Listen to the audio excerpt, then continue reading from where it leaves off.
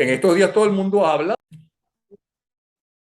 en estos días todo el mundo habla del nuevo rey de Inglaterra, Carlos III, que miren que le costó llegar a su reinado. eh, y hablan del rey, que hablan de todo tipo de cosas del rey de Inglaterra, que si pide que le pongan la pasta dental de tantos centímetros todos los días, que le planchen los cordones de los zapatos, que si quiere, que si tiene mal carácter, que si es simpático pero tiene mal carácter. Están hablando de todas las intimidades como le gusta a la mayoría de la gente. Pero quien lo conoce, porque ha jugado polo con él, y no en Inglaterra, ha jugado polo en Venezuela, porque el hoy rey de Inglaterra fue varias veces a Venezuela, inclusive estuvo con Brever Carías, no sé si en el delta del Orinoco, estuvo cuando era marino, estaba en la Marina norteamericana inglesa, estuvo en una celebración de la batalla de Maracaibo, y de ahí, en ese viaje, fue a Caracas, lo invitaron a jugar polo y ahí estaban Eugenio Antonio Mendoza, que tiene historia propia, igual que su padre. Él es el hijo de el empresario más importante que tuvo Venezuela en el siglo XX, del cual la enorme mayoría de la gente hablaba maravillas de él. Y digo la enorme mayoría de la gente porque si se tiene dinero y es triunfador, ¿no? Se ganan enemigos muy fácilmente, aunque no los conozcas. Aquí está con nosotros Eugenio Antonio Mendoza, que preside la Fundación Venezolana contra la Parálisis Infantil. Fundación que yo tengo gratísimos recuerdos porque cuando yo era pequeño tenía los pies planos y me llevaban allí al edificio en la avenida Andrés Bello a ponerme unas botas. Bienvenido, Eugenio Antonio Mendoza. Gracias, Napoleón. Todavía está ahí. Estamos atendiendo a, a muchos niños todos los días. Gracias a Dios, ha seguido funcionando y funcionando bien, pero ahora te cuento. Pero a pesar de las restricciones, de los problemas, de la inflación y demás, tengo entendido que han comprado equipos nuevos y que están al día. Bueno, tú sabes que el hospital funciona desde el año, lo fundó papá desde el año 43, y ha venido creciendo y haciendo un trabajo cada vez más importante. Hemos logrado durante muchísimo tiempo empezamos como niños ocupándose del polio, de las secuelas de polio durante muchísimos años, hasta que se logró acabar con el polio en Venezuela y se fue transformando en un hospital de niños que se dedica fundamentalmente a atender a todos los problemas que son musculares, óseos, de niños en Venezuela y venían antes pacientes de otras partes. Hoy en día seguimos con un programa muy activo.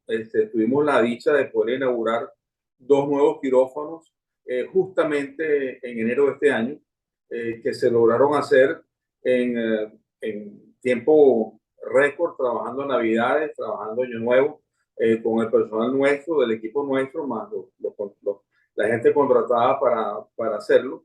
Y empezamos a operar el 18 de enero con los dos nuevos quirófanos y después con los quirófanos rehabilitados empezamos a operar un mes después.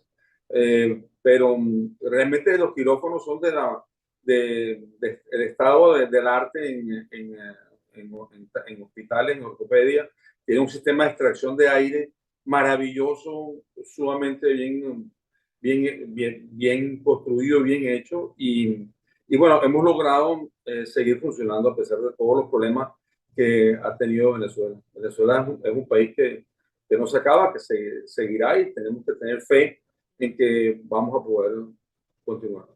Luego de adolescente, también tuve algo que ver indirectamente, porque no tenía nada que ver directamente con la Fundación Eugenio Mendoza, porque iba mucho a la galería que ustedes tenían en ese momento cerca justamente del edificio de la Fundación Venezolana contra la Parálisis Infantil, allá en la avenida Andrés Bello, y creo que ahora lo mudaron, ¿no? La galería que tenían. Sí, ahora, desde hace unos 15 años se mudó a la Universidad Metropolitana en la Sala Mendoza. La Sala Mendoza sigue activa, exponiendo arte en Venezuela, bueno, en Caracas, pero arte de toda Venezuela. El esfuerzo nuestro realmente es a promover los jóvenes artistas venezolanos. Esa es Bueno, la misión de la fundación. antes de que hablemos de tu papá y lo que tú recuerdas de tu infancia con él y qué te enseñó un hombre tan importante en la historia contemporánea de Venezuela, que inclusive participó en el gobierno de transición después que se va Marcos Pérez Jiménez para el 23 de enero del 58, hablemos de Carlos III. Y quiero decirle una cosa, ¿no? Los ingleses podrán decir que tienen reyes y reinas. Nosotros tuvimos un rey. Sí, señor. Nosotros tuvimos un rey y su reinado estaba en Barquisimeto. El rey se llamaba Miguel. Es más, en la serie que teníamos de la historia fabulada con Francisco Herrera Luque en Radio Rumbo, hay un capítulo dedicado a él. Dice que vivía en Barquisimeto, un hombre inteligente y audaz, rey, reina, obispo y príncipe heredero tenía ese reino en Barquisimeto. Ella se llamaba Guiomar. Más detalles los pueden ver, por cierto, si se meten en mi Twitter, @Napoleón Bravo.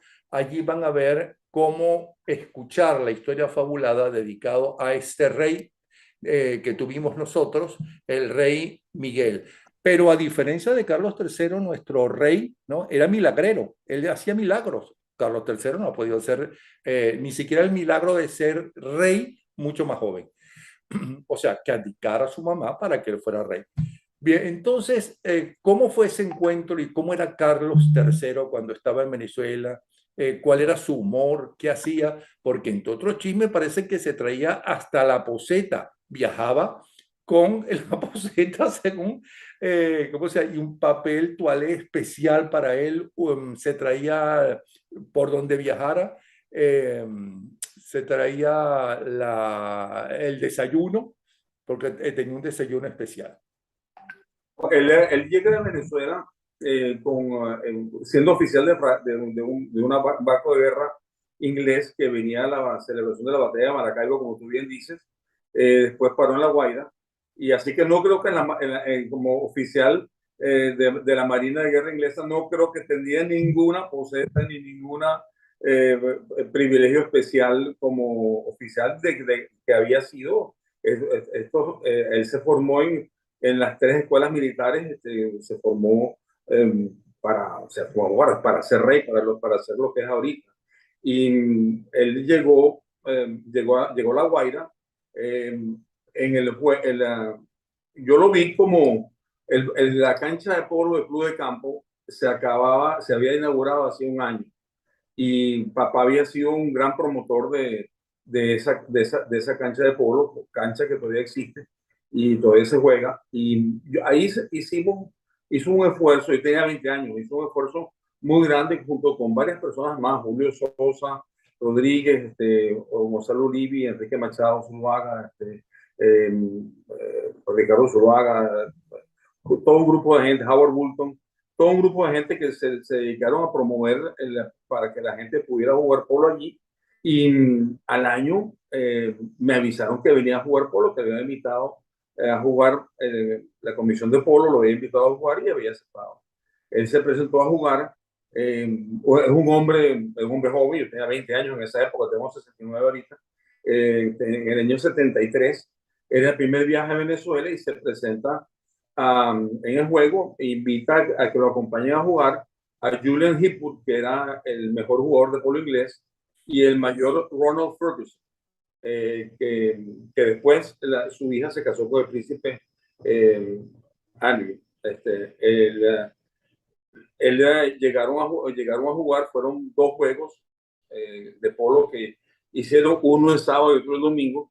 Yo me quedé impresionado. Una persona, bueno, obviamente son gente que están impuestas de su realidad. O sea, realmente él desde joven lo formaron para que pasara lo que está pasando ahorita, y ha estado todo su día preparándose para eso. Yo creo que hará un reinado excelente, muy bueno, porque creo que está formado y ha tenido las dificultades, ha vivido los dolores, ha vivido los sufrimientos que forman a la gente, y yo creo que él lo va a poder hacer bien. Su madre, que en paz descanse, realmente fue una reina impecable, como todo, con sus problemas y sus dificultades, pero yo creo que él estaba impuesto y ya venía formado era de la Marina primero, después el Ejército y después la aviación.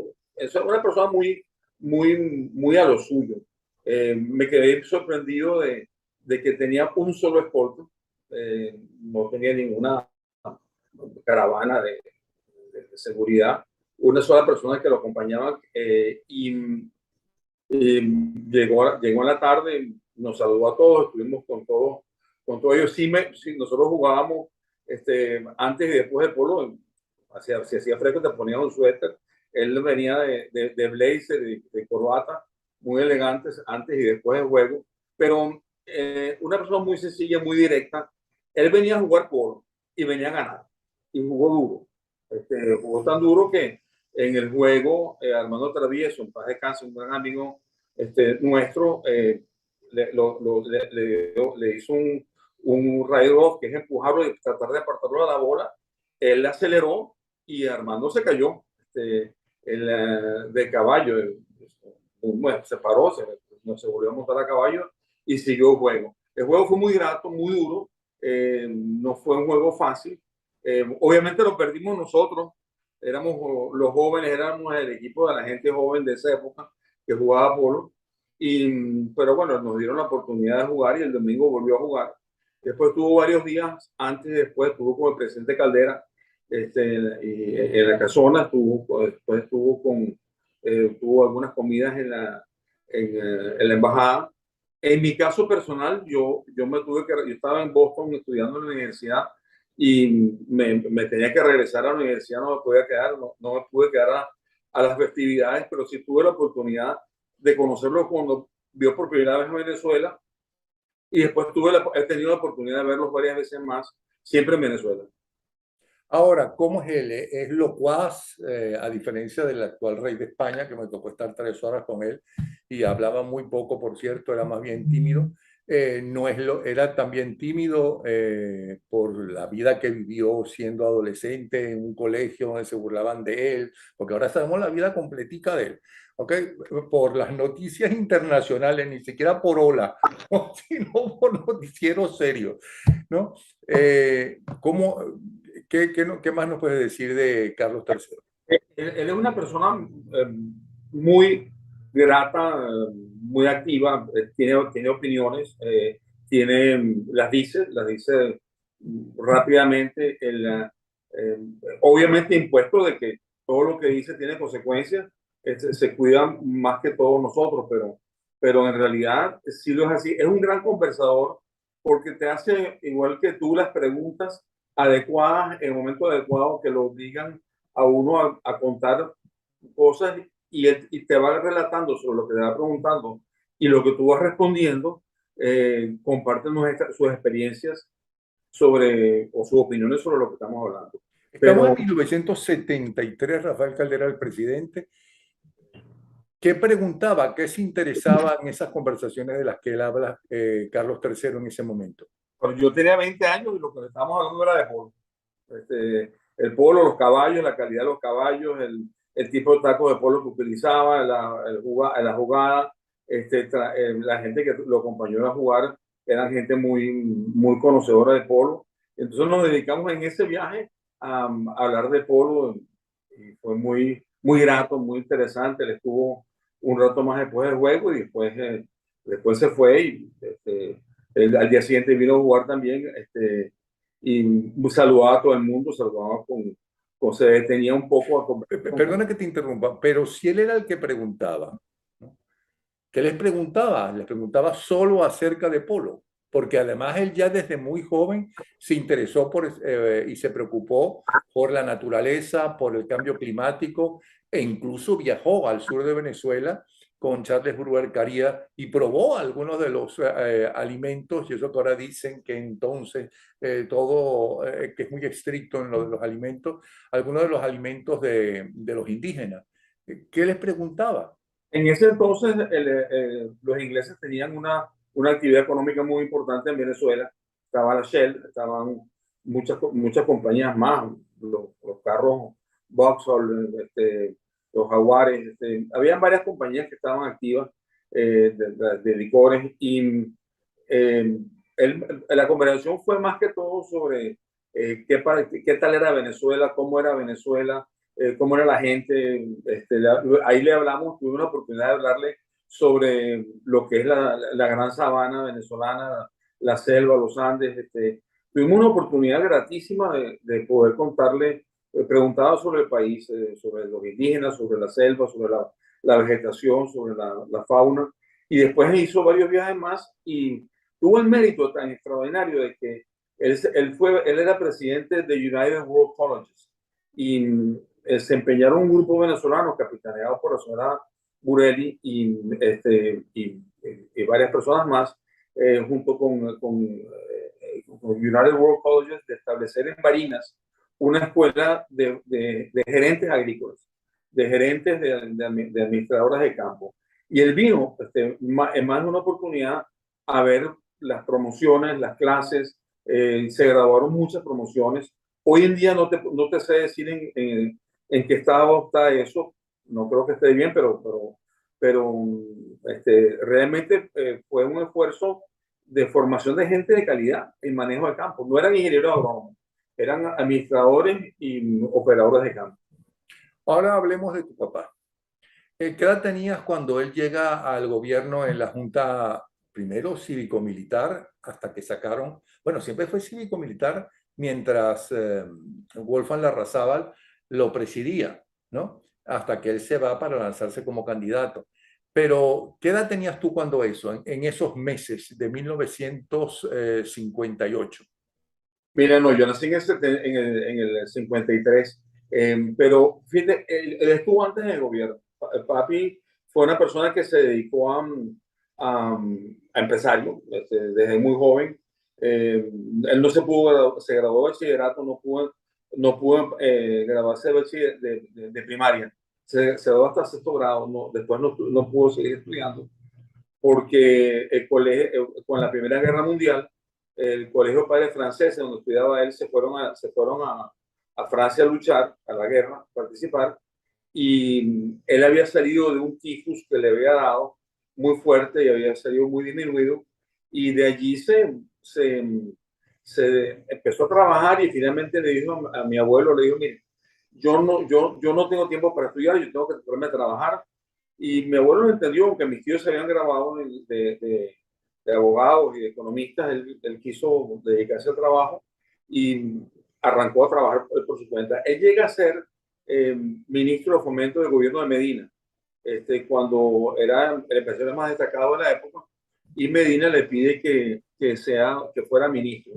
Él realmente no tenía mucho interés en la política, siempre decía mi abuelo decía que a los Mendoza nunca nos había ido bien con la política, pero él tomó el reto y fue un ministro que pudo lograr hacer la ley de hidrocarburos, que fue importantísima, y estuvo vigente hasta hace unos años y todavía sigue siendo la guía de la industria petrolera en Venezuela. Después siguió, él salió entendiendo que del ministerio dice que lo que yo aprendí fue que Venezuela tenía que producir. Todo se importaba en esa época. Hasta el agua se tenía que importar. Y se dedicó a ser industrial, pasó de la transición de comerciante a industrial, y es cuando se empieza a interesar en la política porque dice la empresa, los empresarios no pueden ser mucho más allá de lo que es el país, y hay que ayudar a mejorar el país. Y se va interesando por la política. Tiene que haber estado activo en la lucha contra Paris Jiménez, por lo cual tuvo que vivir exilado un año y nosotros tuvimos 2 años fuera. Cuando cae el gobierno de Pérez Jiménez, lo llaman a ser miembro de la Junta de Gobierno. Yo estaba muy joven, yo regresamos a Venezuela y era una situación muy riesgosa, muy cambiante. Me acuerdo de los motorizados, con las motos Harley Davidson, con los motorizados con chaqueta de cuero, pero no me acuerdo mucho más. Después papá me habló mucho de su periodo en la Junta de Gobierno. ¿Qué te dijo que recuerdes? Mira, varias cosas. La primera era que ellos tenían que hacer cuanto antes las elecciones, porque si no lo tumbaban.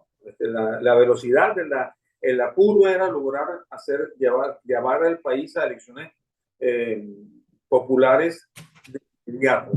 Sí, porque porque hubo varias intentonas de golpe de Estado, hubo varios de la intentos. derecha, por cierto. Ujú.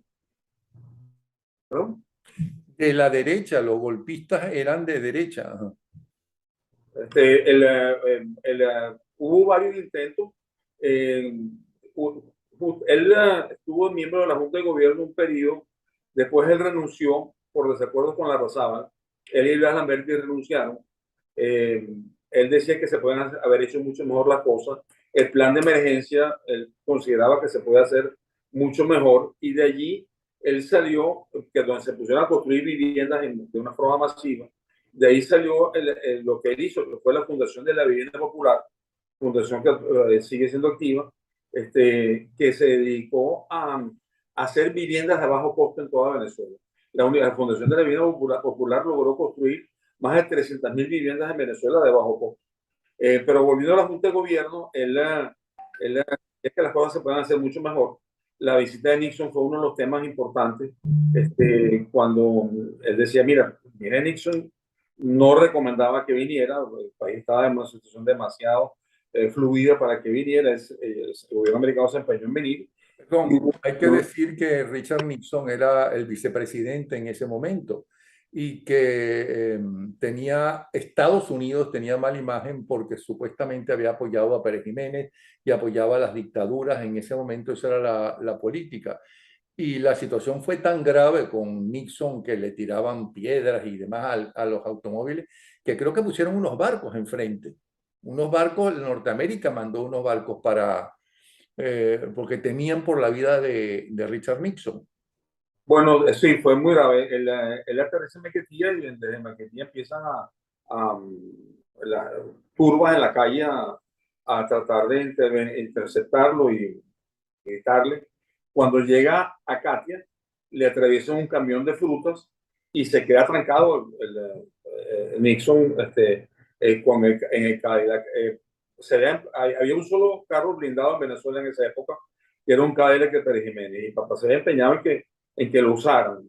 Cuando no lo usaron, le mandaron un carro normal, un Cadillac normal, y empezaron a romper las ventanas. Dice Nixon en su biografía que en un momento dado él le dice, era un carro manejado por un venezolano, estaba con el canciller venezolano, García Mendoza, y delante estaba un hombre de servicio secreto, armado con un revólver de 5 tiros, cañón corto. Entonces Nixon le dice, ¿qué vamos a hacer? El tipo le dice, en un momento dado el chofer logró salir y llegaron a la embajada americana, por supuesto, extremadamente contrariado. Mi madre iba en la caravana en un carro atrás, no le pasó nada, gracias a Dios. Y cuando llegaron a la, a la embajada, fue la Junta de Gobierno. Alguna gente no quería ir porque no tenía rango de presidente, pero bueno, fueron todos a la embajada y de allí, bueno, conversaron en fotografías, están como gente que estaba recuperándose del disgusto, están conversando, eh, y le prometieron que al día siguiente iba a tener toda la seguridad para el regreso. Y esa noche le avisaron a papá que estaban a punto de desembarcar para rescatar a Nixon la, una de las divisiones aerotransportadas norteamericanas. Papá llamó al embajador y le dijo, mire, si ustedes aterrizan aquí, todos los venezolanos vamos a salir a enfrentar esto. Esto no puede ser porque, entre otras cosas, papá era un gran patriota. Papá creía mucho en el país. Papá era de la generación en donde los empresarios decían que, con mucho orgullo, que todo lo que habían hecho se lo debían a Venezuela y que todo lo que invertían, lo invertían en Venezuela. Esa es una generación extraordinaria de grandes hombres de empresa que lograron levantar la industria del país. En ese momento, al día siguiente salió Nixon de la embajada con un soldado cada metro hasta el círculo militar, donde hubo un almuerzo muy tenso. Y después fue a Maiquetía, donde lo despidieron y se embarcó. Pero ahí las diferencias de papá con la Razabal fueron básicamente la parte operativa en cuanto a lo que se puede hacer en el país en viviendas, y después él demostró como con la Fundación de la Vivienda lo que se podía hacer. Ahora, tu papá era un gran trabajador y lo sé porque la que es una segunda madre para mí, que es Cecilia Martínez, lo quería mucho, creo que es familiar de ustedes, y me hablaba mucho de él. Yo le preguntaba sobre él porque siempre me interesó la historia. Y cuando yo hice la historia contemporánea, si mal no recuerdo, creo no haberlo entrevistado porque creo que ya él no estaba vivo. ¿En qué año murió él? En el 79. Claro, él Em, no. De 73 años en el 79. Sí. Ok, y me hablaba de que Entonces, trabajaba muy... ¿Ah? yo Perdón, era una gran persona. no te oí. Eh, a Cecilia Martínez la conocí yo mucho, una gran persona. Una bellísima persona, ¿no? Sí, sí. Si existe la santidad, ella es santa, pero en fin, vamos, y gran trabajador y gran mérito que ha tenido. Bueno, pues muchísimas gracias entonces por esta conversación sobre dos hombres tan importantes como tu papá y como el rey de Inglaterra. Y sobre todo contra el trabajo que han hecho, empezando por tu papá y ahora tú, en contra de para erradicar la parálisis infantil. De verdad que muchísimas gracias y ya saben que tuvimos rey, tuvimos rey. El rey se llamaba Miguel y el reinado estaba en Barquisimeto, así como lo oye. Gracias entonces, Eugenio Antonio Mendoza, vuelvo a repetir, presidente de la Fundación Venezolana contra la Parálisis Infantil. Muchas gracias.